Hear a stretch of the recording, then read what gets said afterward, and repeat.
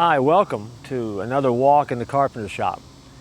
Today, there's a passage of scripture that I want to share with you. It's found in 2 Corinthians chapter 3, verse 18. It says this: all of us who have had that veil removed and can see reflect the glory of the Lord.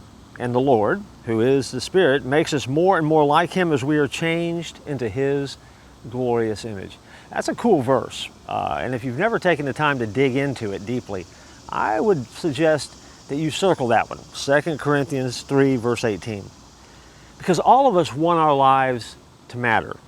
We want to live in such a way that when we're done, the world will be glad that we were here. But how do you do that? How can I do that? Well, I have 120 answers to that question. They're found in Acts chapter 1, verse 15. They were the 120 residents of ancient Israel. They were charter members of the Jerusalem church, according to that passage. They were fishermen. They were revenue reps. One was a former streetwalker. One was a converted revolutionary. Truth be told, they were an oddball mix of people. Regular people, broken people, strange people. But the one thing they had in common was this: they had a fire in their belly to change the world. Now, thanks to Luke, we know how they fared, because he recorded their stories in the book of Acts.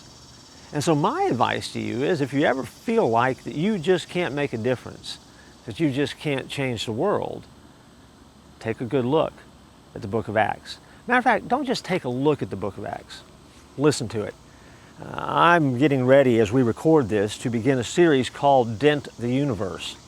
And in it, we're going to be talking about the way that we make change, the way that we do good, the way that we bless others, the way that we make an impact in the world. And not just make an impact in the world, but hit it so hard we dent it and we leave a legacy.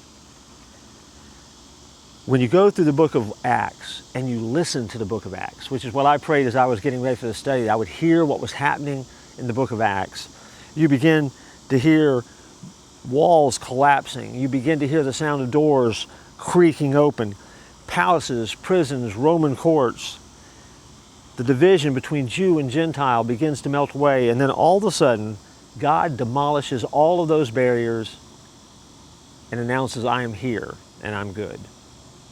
When you walk into any place this day, if you're a child of God, you walk in, and the minute that you walk through that door, God is in their midst. I know we don't think about our lives that way, but we should. Because when we take the veil back and we look at our image and we draw our worth from Him, then we become His representative, and every place we go, He's there. And working within you so that you might touch and change that place that you find yourself. Do you believe that He can do that? I do. And I can believe that He does it in you and through you more often than you know. Today, look for those moments and those opportunities that you make a change and a difference in the world. Put a dent in it. And do so for the glory of God. I look forward to joining you next time here in the Carpenter Shop.